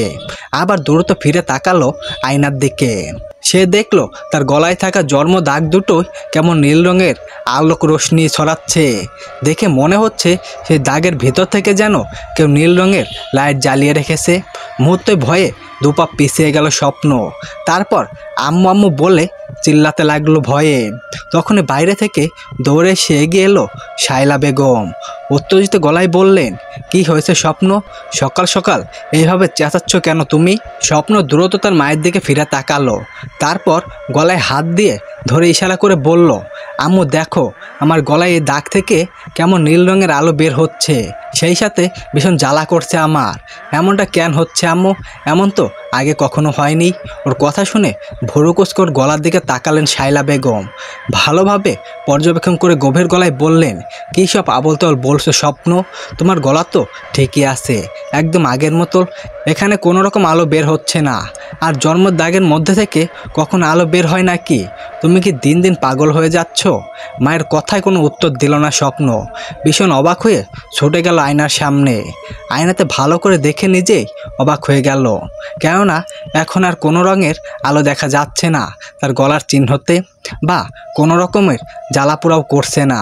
তাহলে একটু আগে যেটা দেখেছিল সেটা কি তার মনের ভুল ছিল, নাকি সত্যি তার সাথে এমন অদ্ভুত ঘটনা সব ঘটেছিল যা অন্য কেউ দেখতে পাচ্ছে না? এসব কথা ভেবে ভেবে যেন আর বেশি মাথা ধরে যাচ্ছে স্বপ্ন। সে বুঝতে পারল এখন আর তার মাকে বলে কিছু লাভ হবে না, তাই নিজেকে শান্ত করে নিল সে। তারপর শায়লা বেগমকে কিছু বলবে তার আগেই তিনি ওর কাছে এগিয়ে এসে বলে উঠলেন, হয়তো কোনো খারাপ স্বপ্ন দেখেছো তুমি স্বপ্ন, তাই এটা নিয়ে চিন্তা করা বাদ দাও। তোমার জন্য একটা সারপ্রাইজ অপেক্ষা করছে নিচে। আমি একটু পর তোমার কাছে আসতাম, কিন্তু তার আগে তুমি আমায় ডেকেছো। এখন সময় নষ্ট না করে ফ্রেশ হয়ে নিচে চলে আসো। কথাগুলো বলেই আলমারির কাছে চলে গেলেন তিনি। তারপর আলমারিটা খুলে তার মধ্যে থেকে কালো রঙের একটি গাউন জামা বের করে নিয়ে এসে বিছানার উপর রাখতে রাখতে বললেন, ফ্রেশ হয়ে এই জামাটা পরে একটু সেজেগুজে করে নিচে চলে আসবা কেমন? এই জামাটাতে তোমাকে সবচেয়ে বেশি মানায়। কথাগুলো বলেই স্বপ্নের মাথায় হাত বুলিয়ে রুম থেকে বেরিয়ে গেলেন তিনি। স্বপ্নের আর এই ব্যাপারে কোনো প্রশ্ন করতে ইচ্ছা করলো না, কেননা এই মুহূর্তে সে ভীষণ রকম ডিপ্রেশনে পড়ে গেছে। তাই জামা পরে সাজগোজ করার কথা বলার কোনো কারণে জানতে প্রশ্ন করতে ইচ্ছা করলো না তার। সে আয়নার সামনে গিয়ে নিজের গলাটা আবার একবার ভালো করে পর্যবেক্ষণ করলো। দেখলো আগের মতোই আছে। তা একটা দীর্ঘ নিঃশ্বাস ছেড়ে জামাটা নিয়ে ওয়াশরুমে চলে গেল ফ্রেশ হওয়ার জন্য। ফ্রেশ হয়ে জামাটা পরে নিচে আসতেই সে দেখলো তার বাবা এবং আম্মু তার পানে তাকিয়ে আছে আর মিটি মিটি হাসছে। তাদের হাসির কারণ জানে না স্বপ্ন, তাই ভুরুকুচকে কিছু জিজ্ঞাসা করতে যাবে তখনই পিছন থেকে তার ঘাড়ে দুইটা তিনটা টোকা দিয়ে কেউ একজন। সে দ্রুত পিছনে ঘুরে তাকালো, দেখলো কেউ একজন মুখের সামনে একটি বড় ফুলের তোড়া নিয়ে দাঁড়িয়ে আছে। সে ফুলের তোড়াটার পাশে কাটিয়ে তার দিকে তাকাতে চাইলো। লোকটি নিজের মুখের উপর থেকে ফুলের তোড়াটা সরিয়ে মুচকে হেসে সুরে সুরে বলল, happy birthday to you, happy birthday to you, happy birthday dear Swapna, happy birthday to you. কথাগুলো বলেই ফুলের তোড়াটা এগিয়ে দিল স্বপ্নের দিকে। স্বপ্ন আনমনে ফুলের তোড়াটা হাতে নিয়ে অবাক হয়ে বলল, নিলয় আপনি এই সময় এখানে কখন এসেছেন আপনি? আপনার তো এখনও বিদেশে থাকার কথা, তাই না? ওর কথার উত্তরে নিলয় মুচকি হাসলো। তারপর ওর দিকে কিছুটা ঝুঁকে বলল, আজ আমার স্বপ্নের জন্মদিন। তার জন্মদিনে তাকে সারপ্রাইজ দিব বলে বিদেশ থেকে কালই রাতেই চলে এসেছি আমি। ভেবেছিলাম আমার থেকে সারপ্রাইজ পেয়ে তার মুখের মন জয় করা সেই মিষ্টি হাসি ফুটে উঠবে। সেই হাসিটা কিন্তু আমি এখনও দেখতে পাইনি। শেষের কথাটুকু অভিমান গলায় বলল নিলয়। তার কথা শুনে না যাওয়া সত্ত্বেও মৃদু হাসলো স্বপ্ন। তারপর বলল, আপনাকে অনেক ধন্যবাদ নিলয়, আমাকে এইভাবে সারপ্রাইজ দেওয়ার জন্য। সত্যি আমার ভীষণ ভালো লেগেছে আপনার দেওয়া সারপ্রাইজটা, অনেক ধন্যবাদ আপনাকে। ওর কথার উত্তর নিলয় কিছু বলবে তার আগে পাশ থেকে শায়লা বেগম এসে মৃদু হেসে বলে উঠলেন, হয়েছে হয়েছে অনেক কথা, আর সারপ্রাইজও হয়েছে। এখন চলো ব্রেকফাস্ট করে নাও, তারপর দুজন মিলে ইচ্ছা মতো গল্প করবে, অনেক বেলা হয়ে যাচ্ছে। ওনার কথার উত্তরে ওরা আর কিছুই বলল না, চুপচাপ গিয়ে ডাইনিং টেবিলে বসে পড়ল। তারপর ব্রেকফাস্ট শেষ করে বাবা ও আম্মুর কথার মতো নিলয়কে নিয়ে নিজের রুমে চলে গেল স্বপ্ন। রুমে ঢুকতেই নিলয় পিছন থেকে দরজা লাগিয়ে দিল। স্বপ্নে কিছু বলতে গিয়েও বলল না। তখনই নিলয় এসে স্বপ্নকে জড়িয়ে ধরতে চাইল, সাথে সাথে কয়েক পা পিছিয়ে গেল স্বপ্ন। বেশ কিছুটা রাগে গলায় বলে উঠল, এ কি করছেন আপনি নিলয়? এইভাবে আমার কাছে এগিয়ে আসছেন কেন? প্লিজ দূরে থাকুন। ওর কথার উত্তরে নিলয় থেমে গেল। মুখটা অসহায়ের মতল বানিয়ে কাঁদো কাঁদো গলায় বলল, আর কত আমাকে দূরে সরিয়ে রাখবে স্বপ্ন? তোমার থেকে দূরে থেকে যেন আমি পাগল হয়ে যাচ্ছি। এতদিন তো বিদেশে দূর থেকেই এলাম, অন্তত একটিবার তোমাকে একটু জড়িয়ে ধরতে দাও আমায়। তাছাড়াও আর কয়েকদিন পর তো আমাদের বিয়ে, তাহলে এটুকু কাছে আসতে ক্ষতি কি? কথাগুলো বলেই আবার স্বপ্নের কাছে এগিয়ে আসতে নিল নিলয়। তখনই তাকে হাত দিয়ে থামিয়ে দিয়ে অন্যদিকে তাকে স্বপ্ন বলে উঠল, দেখেন নিলয়, আপনাকে এর আগেও আমি বেশ কয়েকবার বলেছি, আর আজকেও বলছি, বিয়ে যখন হবে তাহলে এত তাড়া কিসের? আমি চাই না বিয়ের আগে আমাদের মাঝে কোনো রকম সম্পর্ক হোক। আপনি আমার হাতটাও ধরুন, সেটা আমার পছন্দ না। এতদিন যখন দূরে থেকে অপেক্ষা করতে পেরেছেন, আশা করি বিয়ে পর্যন্ত পারবেন। প্লিজ এটা নিয়ে আর কোনো কথা বলবেন না। আমার কলেজে দেরি হয়ে যাচ্ছে, আমার কলেজে যেতে হবে, আপনি এখন আসতে পারেন। ওর কথাগুলো শুনে কিছুক্ষণ ওর দিকে অসহায়ের ভঙ্গিতে তাকিয়ে রইল নিলয়। তারপর একটি দীর্ঘ নিঃশ্বাস ছেড়ে বলল, আচ্ছা ঠিক আছে, তোমার যখন এটা ইচ্ছা তাহলে আমিও বিয়ে পর্যন্ত অপেক্ষা করব। তবে সেই দিনটা কিন্তু আর বেশি দেরি নয়। আমাকে আর দূরে সরিয়ে রাখতে পারবা না তুমি। খুব দ্রুতই তোমাকে নিজের বউ করে আমার ঘরে তুলে নেব। চলো তোমাকে আমি কলেজে পৌঁছে দিয়ে আসি। আর হ্যাঁ, বিকাল থেকে রাত পর্যন্ত সময়টা কিন্তু আমার দিতে হবে তোমার জন্য একটা ছোট্টখাট্টো পার্টির অ্যারেঞ্জ করেছি আমি। কলেজে তোমার ফ্রেন্ডদের ইনভাইট করে এসো। ওর কথার উত্তরে স্বপ্ন কিছু বলল না। এই মুহূর্তে ভীষণ অস্থির ফিল হচ্ছে তার দরজা লাগিয়ে এইভাবে নীলার সাথে এক রুমে থাকতে। তাই কথা কোনো উত্তর না দিয়ে শুধু মাথা নেড়ে সাইদের দরজা খুলে বাইরে বের হতে বলল, আমি কলেজ যাওয়ার জন্য রেডি আছি, চলুন আমার সাথে। কথাটা বলে দরজা খুলে বাইরে বেরিয়ে গেল সে। নিলয় কিছু বলতে গিয়েও আর বলতে পারল না। একটি দীর্ঘ নিঃশ্বাস ছেড়ে ওর পিছু পিছু রওনা হলো। কলেজের মাঠে একটি গাছের নিচে বই হাতে নিয়ে বসে আছে শ্রাবণ। তার দুই পাশে বসে আছে আনিকা ও মিতু। কখন থেকে বকবক করে মাথা খাচ্ছে তার, কিন্তু শ্রাবণের সেদিকে কোনো মনে নেই। সে শুধু ওদের কথার উত্তরে হু হা করছে আর বারবার গেটের দিকে তাকাচ্ছে স্বপ্নর আসার অপেক্ষায়। তখন এই গেটের সামনে এসে একটি সাদা রঙের গাড়ি দাঁড়ালো। গাড়িটাকে দেখে আনিকা ও মিতু একসাথে বলে উঠল, ওই তো স্বপ্ন চলে এসেছে, চল ওর কাছে যাই। কথাটা বলেই ওরা দুজনে গেটের দিকে চলে গেল। শ্রাবণ সেইখানে বসে থেকে তাকিয়ে রইল গাড়ির দিকে। তখনই দেখলো গাড়ির দরজা খুলে নিচে নেমে এলো স্বপ্ন। তার পিছু পিছু একটি ছেলে এসে দাঁড়ালো তার পাশে। তারপর আচমকা হাত ধরে ফেললো স্বপ্ন। ব্যাপারটা চোখে পড়ার সাথে সাথে যেন মাথায় রক্ত উঠে গেল শ্রাবণের। সে হাতের মুঠ শক্ত করে দাঁত কিরমির করে তাকিয়ে রইল সেই দিকে। স্বপ্ন সেই ছেলেটির সাথে কিছু কথা বলে নিজের হাত ছাড়িয়ে নিল। তারপর তার থেকে বিদায় নিয়ে মিতু এবং আনিকার সাথে কলেজের মধ্যে ঢুকে পড়ল। ছেলেটি কিছুক্ষণ সেখানে দাঁড়িয়ে স্বপ্ন দিকে তাকিয়ে থেকে তারপর গাড়ি নিয়ে চলে গেল। দূর থেকে বসে এইসব কিছু লক্ষ্য করছে শ্রাবণ, আর রাগে শুধু সাপের মতো ফুঁসতে লাগলো সে। কলেজে আসার পর থেকেই স্বপ্ন লক্ষ্য করছে শ্রাবণ তার দিকে বারবার রাগের দৃষ্টিকে তাকাচ্ছে, কিন্তু তার সাথে কোনো রকম কথা বলছে না। স্বপ্ন তার দিকে তাকালেই সে অন্যদিকে মুখ ঘুরিয়ে নিচ্ছে। ওর রাগের কারণ কিছুই বুঝতে পারছে না স্বপ্ন, তবে কেন জানি না মনের ভেতর থেকে কেমন একটা টান অনুভব করছে ওর জন্য।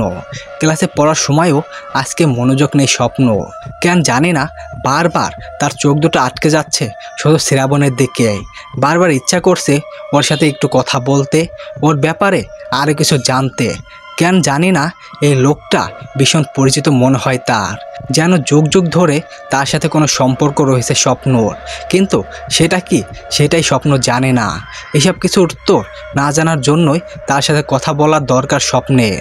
তাই সে মন স্থির করলো আজ ক্লাস শেষে শ্রাবণের সাথে এই ব্যাপারে আলাপ করবে সে।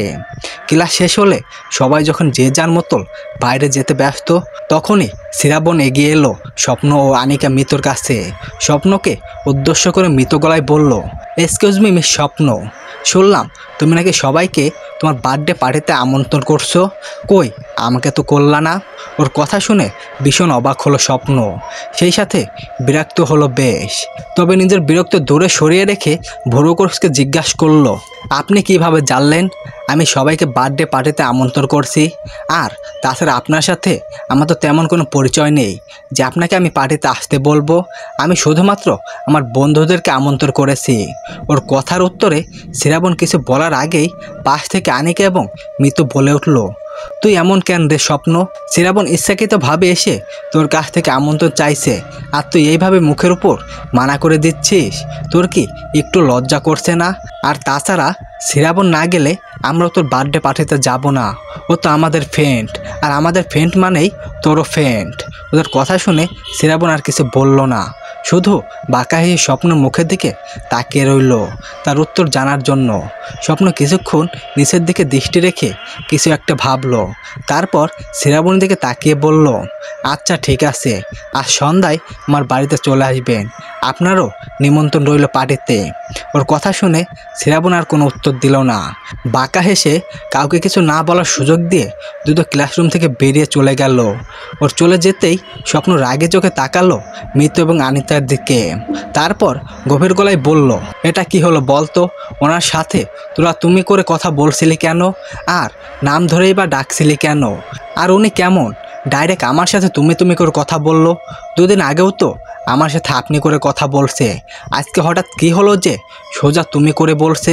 নিশ্চয়ই তোরা ওনাকে আজকেরা দিচ্ছিস, তাই না? কথাগুলো বলেই বিরক্তর ভরা নজর তাকালো ওদের দিকে। তখনই মৃত্যুর আগে গলায় বলে উঠল, আমরা বুঝি না স্বপ্ন, তুই সবসময় এত ওভার রিয়েক্ট করিস কেন? উনি তো আমাদের একই ক্লাসে পড়ে, সেই তুলনায় উনি আমাদের বন্ধু, আর বন্ধুদের সাথে তুমি তুমি করে নাম ধরে কথা বলতেই পারি, তাই না? আর তাছাড়া গত 2 দিন ওনার সাথে আমাদের ভালো একটা সম্পর্ক গড়ে উঠেছে, তাই আমরা ওনার সাথে তুমি করে কথা বলি। আর উনি জানে যে আমরা দুজনেই তোর বেস্ট ফ্রেন্ড, সেই হিসাবে তোর সাথে তুমি করে কথা বলছে। এখানে রাগের কি হয়েছে বলতো?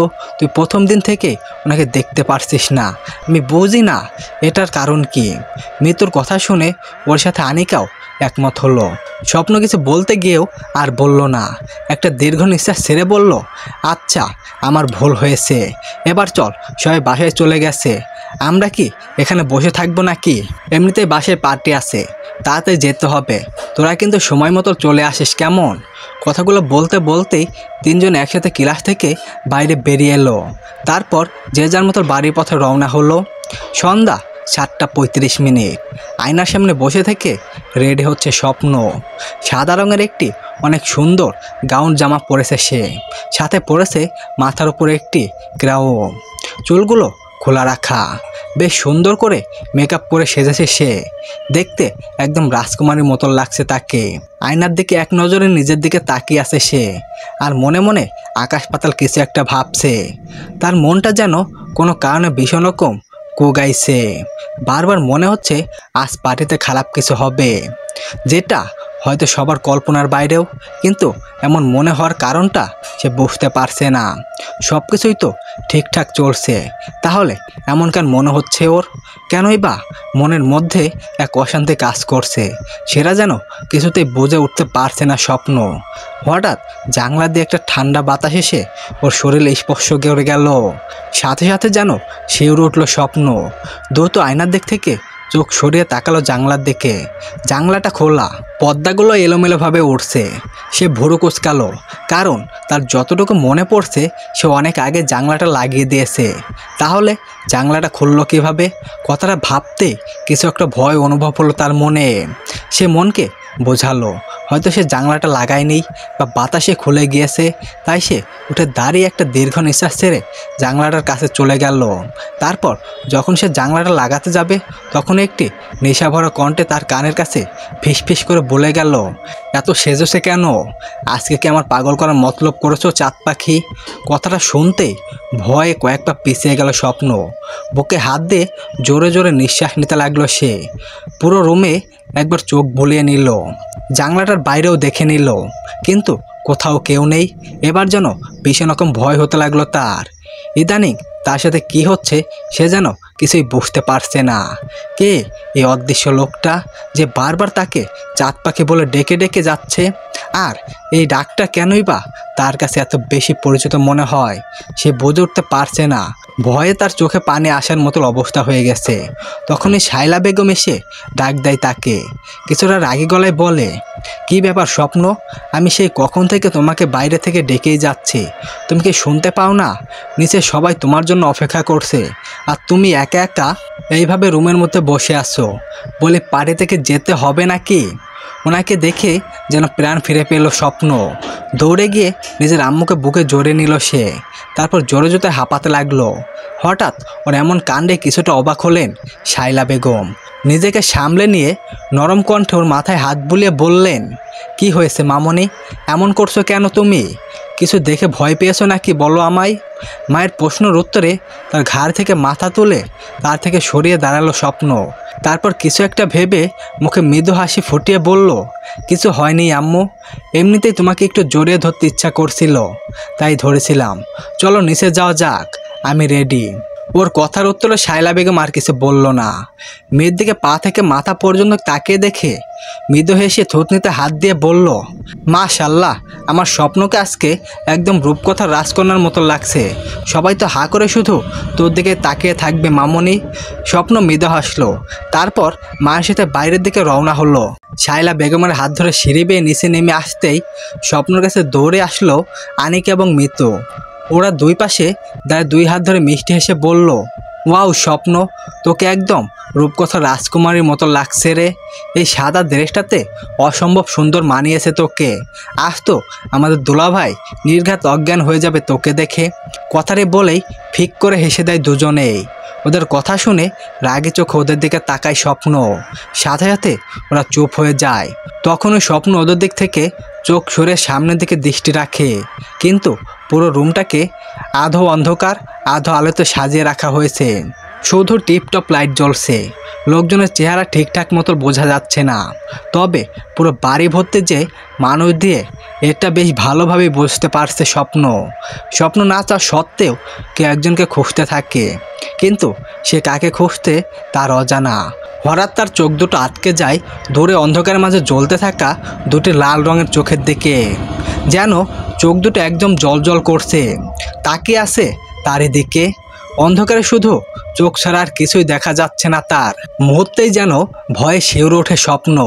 তার পিঠের শীত দ্বারা বেয়ে শীতল স্রোত বয়ে যায়। সে কাউকে কিছু বলবে তার আগে হঠাৎ করে চোখ দুটো যেন হাওয়ায় মিলিয়ে যায়। সে আর দেখতে পায় না চোখ দুটো কোথাও। তাই কাউকে কিছু বলতে গিয়েও থেমে যায় সে, কারণ সে ভালো করেই জানে তার কথা কেউ বিশ্বাস করবে না। একটা দীর্ঘ নিঃশ্বাস ছেড়ে নিজে শান্ত করার চেষ্টা করে সে। তখনই হঠাৎ পুরো বাড়ির লাইট জ্বলে ওঠে, চারিদিকে আলোকিত হয়ে যায়। হঠাৎ আলোকিত হওয়ার কারণে কিছুক্ষণের জন্য চোখ বন্ধ করে ফেলে স্বপ্ন। তারপর ধীরে ধীরে চোখ খুলতে সামনে তাকিয়ে দেখে তার সামনে হাঁটু গেড়ে বসে আছে নিলয়। বাড়ির সকলের দৃষ্টি এখন তারই দিকে সীমাবদ্ধ। স্বপ্ন নিজের দুপাশে তাকায়, কিন্তু তার আশেপাশে কেউ নেই। অলরেডি আনিকা এবং মিতু গিয়ে দূরে সরিয়ে দাঁড়িয়ে আছে আর মিটিমিটি হাসছে ওদের দিকে তাকিয়ে। স্বপ্ন কিছু বলবে তার আগে নিলয় তার সামনে থেকে বলে ওঠে, আমি জানি স্বপ্ন, আজকের এই দিনটা তোমার জন্য অনেক বেশি স্পেশাল। আর শুধু তোমার জন্য নয়, এই দিনটা আমার কাছে অনেক বেশি স্পেশাল, কারণ এই দিনটাতে তুমি পৃথিবীতে এসেছিলে। এই দিন না আসলে হয়তো তোমাকে আমি পেতাম না। তুমি কল্পনাও করতে পারবা না তোমায় আমি কতটা ভালোবাসি, কতটা আপন করে চাই। তাই আজকের এই বিশেষ দিনে আমি তোমাকে নিজের সাথে জড়িয়ে নিয়ে নিজের নামে আংটি পরাতে চাই। আজ আমাদের এঙ্গেজমেন্টও সেরে ফেলতে চাই। ওই টু মেরি মি স্বপ্ন। কথাটি বলেই স্বপ্ন দিকে একটি ডায়মন্ডের আংটি এগিয়ে ধরল নিলয়। স্বপ্ন কি বলবে বুঝে উঠতে পারছে না। আচমকায় এমন ঘটনায় যেন থমকে গেছে সে। এখন তার কি করা উচিত সে বুঝতে পারছে না। সে আশেপাশে সকলের দিকে তাকিয়ে দেখে সকলের দৃষ্টি তারই দিকে। সবাই ইশারায় তাকে হ্যাঁ করতে বলছে। স্বপ্ন না চাওয়া সত্ত্বেও সকলের দিকে তাকিয়ে নিজের হাতটা বাড়িয়ে দেয় আংটি পরার জন্য। সাথে সাথে নিলয় উঠে দাঁড়িয়ে খুশি হয় তার হাতে আংটি পরিয়ে দেয়। তখনই স্বপ্নের পাশে এসে দাঁড়ায় তার মা শাইলা বেগম। তার হাতে একটি আংটির বক্স। সেখান থেকে আংটি বের করে স্বপ্ন হাতে দিয়ে বলে নিলয়কে পরিয়ে দিতে। সে বাধ্য মেয়ের মতো আংটিটি নিয়ে নিলয় হাতে পরিয়ে দেয়। সবাই হাততালি দিয়ে ওঠে। তারপর নিলয় স্বপ্নের হাত ধরে নিয়ে গিয়ে দাঁড় করায় টেবিলে থাকা কেকের সামনে। তাকে কেক কাটতে বলে। স্বপ্ন কেক কাটার ছুরিটা হাতে নিয়ে কি মনে করে যেন সেটা এইদিকে ওইদিকে ঘুরিয়ে দেখতে লাগে।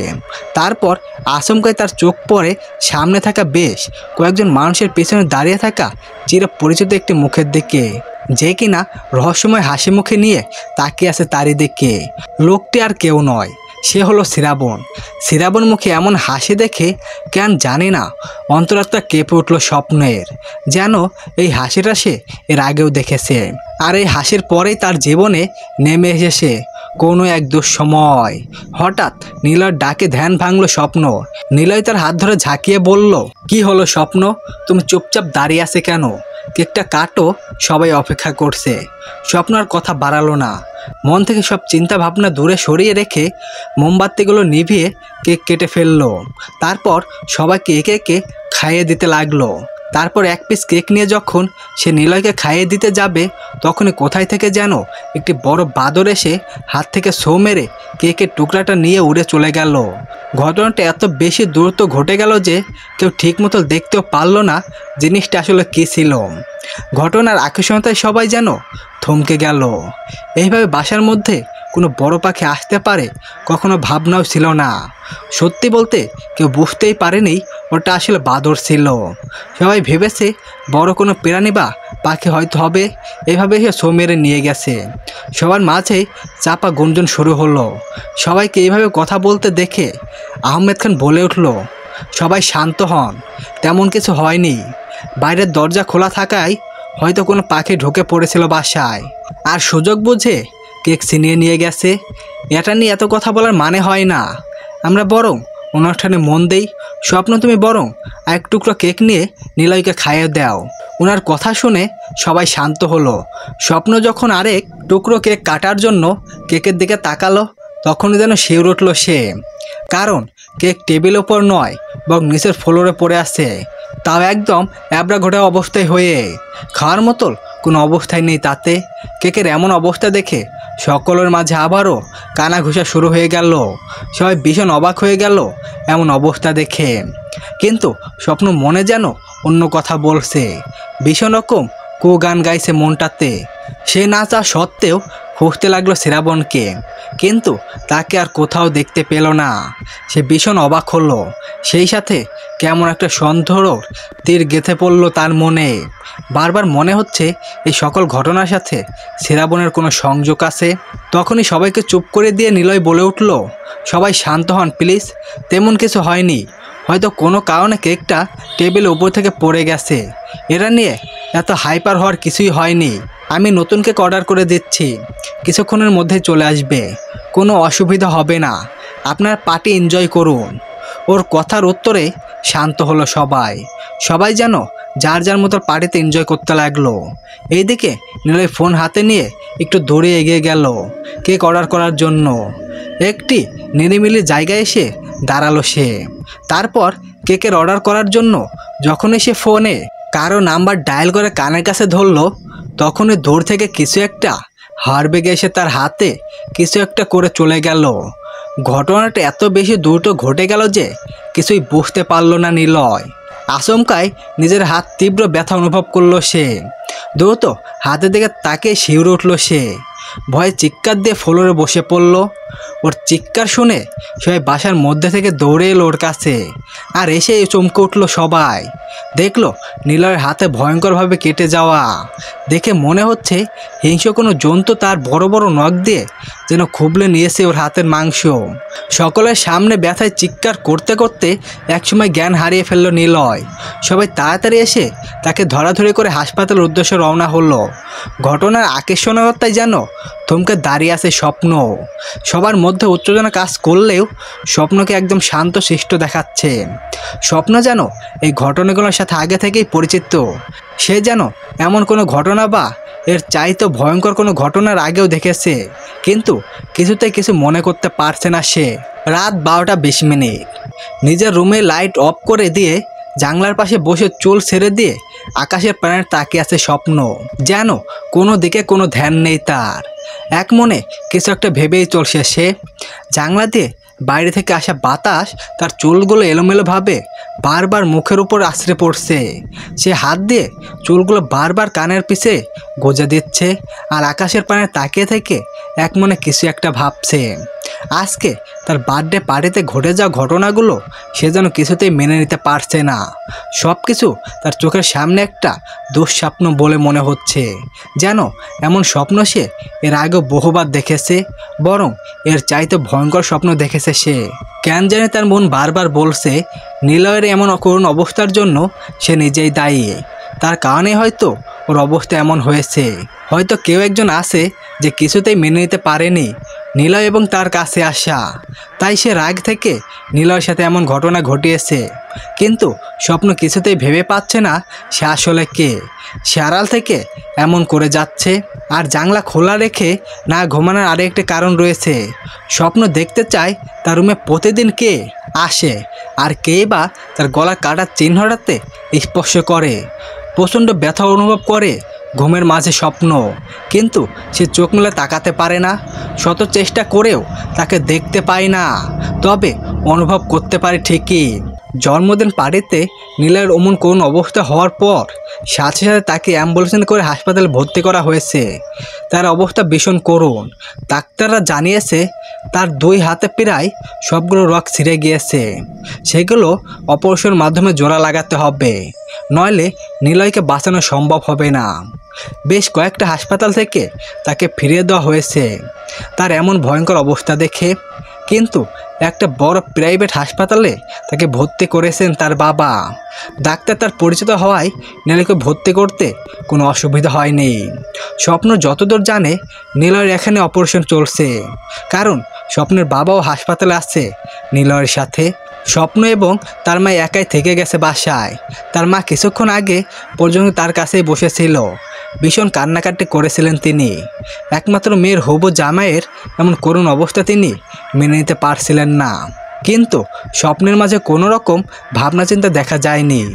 এইসব আকাশ পাতাল চিন্তা করতে করতে আকাশের পানে তাকিয়ে আছে স্বপ্ন।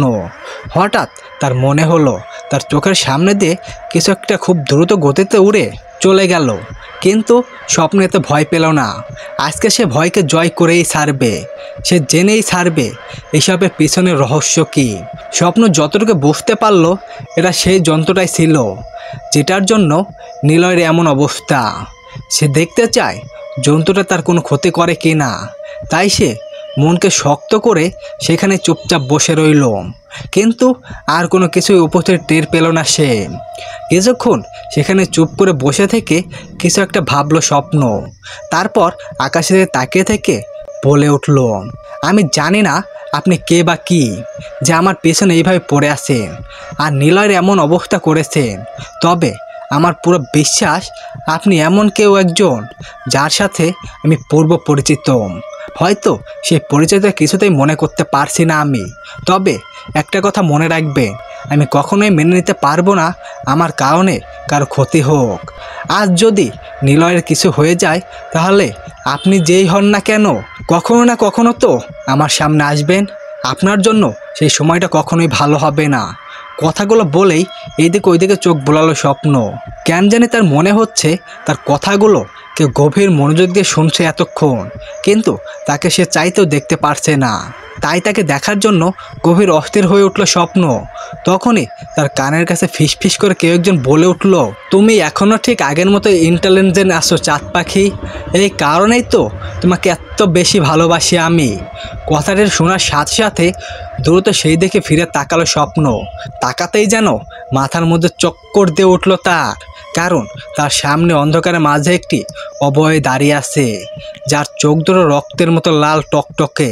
সে চোখ থেকে ঠুকরে বেরিয়ে আসছে লাল রঙের আলোর রোশনি।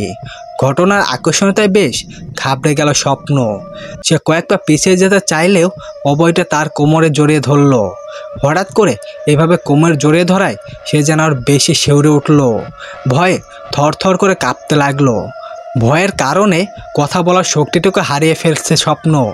তখনই সেই অবয়টা তার ঘাড়ের কাছ থেকে চুলগুলো সরিয়ে দিয়ে কানের কাছে মুখ নিয়ে ফিসফিস করে বলল, ভয় পাচ্ছ কেন?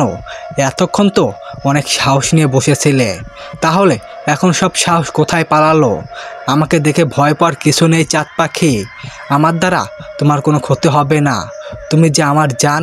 কথাগুলো বলে স্বপ্নের ঘাড়ে থাকা সে জন্মদাগের উপরে নিজের বড় বড় লম্বা দুইটি দাঁত বসিয়ে দিল শ্রাবণ। সাথে সাথে করে একটা চিৎকার দিয়ে ওর হাত খপসে ধরল স্বপ্ন। এই প্রথম একদম সুস্থ স্বাভাবিক এবং জেগে থাকা অবস্থায় শ্রাবণ তার সামনে এসে তার গলায় নিজের দাঁত বসিয়ে দিয়েছে। এইভাবে কেটে গেল বেশ কিছুটা সময়। এক সময় স্বপ্ন অজ্ঞান হয়ে ঢলে পড়ল শ্রাবণের বুকে। শ্রাবণ আর সময় নষ্ট না করে তাকে কোলে তুলে নিল। তারপর বিছানার উপর নিয়ে গিয়ে খুব সাবধানে বিছানায় শুয়ে দিল। গলায় থাকা সেই চিহ্নটা থেকে এখন রক্ত গড়িয়ে পড়ছে। সেখানে আলতো করে ঠোঁট ছুঁয়ে দিয়ে গড়িয়ে পড়া রক্ত চুষে নিল শ্রাবণ। তারপর হাঁটু গেড়ে স্বপ্নের পাশে বসে তার মুখের দিকে তাকালো। মুখের উপর পড়ে থাকা এলোমেলো চুলগুলো আলতো হাতে কানে পিঠে গুজে দিয়ে কপালে চুমু এঁকে দিয়ে বলল, সরি চাঁদ পাখি, এই প্রথমবার আমি তোমার সামনে তোমার জেগে থাকা অবস্থায় এসেছি, কিন্তু এইসব ঘটনা তোমার মনে থেকে মুছে ফেলতে হবে আমায়। আমি চাই না গত জন্মের মতো এই জন্মেও তোমার মনে আমার জন্য ভয় সৃষ্টি হোক বা ঘৃণা সৃষ্টি হোক। তুমি চিন্তা করো না, গত জন্মের ভুল এই জন্ম করব না আমি। তোমার জন্য কারো কোনো ক্ষতি করব না। নিলয়কে একটু শাস্তি দিয়েছি শুধুমাত্র তোমাকে স্পর্শ করার জন্য। কাল সকালে সে পুরোপুরি সুস্থ হয়ে যাবে। তবে সুস্থ হওয়ার আগে এই একটি রাত নরক যন্ত্রণা সহ্য করে সুস্থ হবে সে। এটাই তার শাস্তি, তোমাকে স্পর্শ করার, তোমাকে নিজের করে পেতে চাওয়ার। সকালে উঠে হয়তো তুমি সব কিছু ভুলে যাবে, কিন্তু আমি যে তোমাকে ভুলতে পারি না চাঁদ পাখি। খুব দ্রুতই আমি তোমাকে নিজের করে নিব, তুমি চাও বা না চাও। ভেবো না গতবারের মতো এইবার তোমাকে আমি অন্য কারে হতে দেব, নিজেকে বিসর্জন দিয়ে তোমাকে অন্য কারে হাতে তুলে দিব, সেটা কখনোই সম্ভব না। এই জন্ম শুধু আমার জন্য হয়েছে তোমার, তুমি চাও বা না চাও এই জন্মে তুমি শুধু আমার আর আমারই হয়ে থাকবে। তোমাকে কোনোভাবেই অন্য কারে হতে দেব না আমি। কথাগুলো বলেই উঠে দাঁড়ালো শ্রাবণ। তারপর বিছানার উপরে স্বপ্নের পাশে বসে তার কপালে হাত বুলিয়ে দিল। ওর কপালে হাত বোলাতেই হাতের মধ্যে থেকে একটি নীল রঙের আলো রশ্মি বেরিয়ে পড়ল ওর কপালে। সাথে সাথে ভীষণ ছটফট করতে লাগলো স্বপ্ন। বেশ কিছুক্ষণ পর আলোর রোশনিটা নিভে গেল, সব কিছুই শান্ত হয়ে গেল। শ্রাবণ একটা মৃদু হাসি দিল। তারপর স্বপ্ন দুই গালে এবং কপালে চুমু এঁকে দিয়ে ওর হাত থেকে নিলয়ের পরা আংটিটা খুলে নিল। তারপর নিজের পকেট থেকে প্রায় সেমই দেখতে একটি আংটি বের করে পরিয়ে দিল ওর হাতে। তারপর হাতে আলতো করে চুমু এঁকে দিয়ে উড়ে চলে গেল জানলা দিয়ে। সকালের জানলা দিয়ে বাইরে রোদের আলো মুখে এসে পড়েই ঘুম ভেঙে যায় স্বপ্নের। সে মাথায় হাত দিয়ে উঠে বসে। প্রচণ্ড রকম মাথা ব্যথা করছে তার। এর আগে কখনো এমন ব্যথা হয়নি। আজ হঠাৎ ঘুম থেকে ওঠার পর এমন মাথায় ব্যথা হওয়ার কারণ তার অজানা। সে মাথায় 2 হাত দিয়ে চেপে ধরে বেশ কিছুক্ষণ বসে রইল। তখনই সে খেয়াল করলো ধীরে ধীরে তার মাথা ব্যথাটা চলে যাচ্ছে। কিছুক্ষণের মাঝেই মাথা ব্যথা কমে গিয়ে একদম ঠিকঠাক হয়ে গেল। বেশ কিছুটা অবাক হলেও গুরুত্ব দিল না সেই দিকে। বিছানা থেকে নিচে নেমে দাঁড়িয়ে ওয়াশরুমে যাওয়ার জন্য পা বাড়ালো। তখনই বাইরের চেঁচামেচি শুনে থমকে গেল সে। ওয়াশরুমে না গিয়ে দরজা খুলে বাইরে বেরিয়ে এলো সে। নিচের তলার দিকে তাকিয়ে দেখলো সকলের মুখে হাসি ফুটে উঠেছে। আর সোফার উপরে বসে আছে নিলয়। তাকে একদম সুস্থ স্বাভাবিক লাগছে। ওকে এমন সুস্থ অবস্থায় দেখে অবাক হলো স্বপ্ন। সে মনে করার চেষ্টা করলো গত রাতে ঘটে যাওয়া ঘটনাগুলো। পার্টির সব ঘটনা মনে পড়তেই সে ভীষণ অবাক হয়ে গেল। এই এক রাতের মধ্যে নিলয় এভাবে এমন গুরুতর অসুস্থ থেকে পুরোপুরি সুস্থ হয়ে ফিরে আসতে পারে, এটা যেন কিছুতেই মাথায় ঢুকছে না তার। আনমনে দোতলা থেকে সিঁড়ি বেয়ে নিচে নেমে আসলো সে। তাকে দেখেই তার মা শাইলা বেগম ছুটে এলো তার কাছে। তার হাত ধরে বলল, দেখ স্বপ্ন, মেক্কেল ঘটনা ঘটেছে। এক রাতের মধ্যে আমাদের নিলয় পুরোপুরি সুস্থ হয়ে গেছে। সে একদম সুস্থ স্বাভাবিক ফিরে এসেছে হাসপাতাল থেকে। অথচ দেখ কালকে ও কী অবস্থায় ছিল ছেলেটা, ওকে নিয়ে কত টেনশনে ছিলাম আমরা। ওনার কথার কোনো উত্তর দিল না স্বপ্ন। গুটি গুটি পায়ে এগিয়ে নিলয়ের পাশে গিয়ে বসলো। ভরুকুচকে সন্দেহের দৃষ্টিতে নিলয়ের দিকে তাকিয়ে রইল বেশ কিছুক্ষণ। নিলয়ের মুখটা গোমরা হয়ে আছে। তার মুখে কোনো রকম হাসি নেই। কোনো একটা কিছু নিয়ে ভীষণ রকম চিন্তায় আছে সে। তাকে দেখেই সেটা বোঝা যাচ্ছে। ওকে পাশে এসে বসতে দেখে ওর দিকে একবার ফিরে তাকালো নিলয়। তারপর জোর করে একটি মলিন হাসি দিয়ে আবারও নিজের হাতের দিকে তাকালো সে। হাত দুটো ব্যান্ডেজ করা তার। চলবে, পরবর্তী পার্ট খুব শীঘ্রই চলে আসবে। সেই পর্যন্ত অপেক্ষা করবেন এবং আমাদের পাশেই থাকবেন। ধন্যবাদ।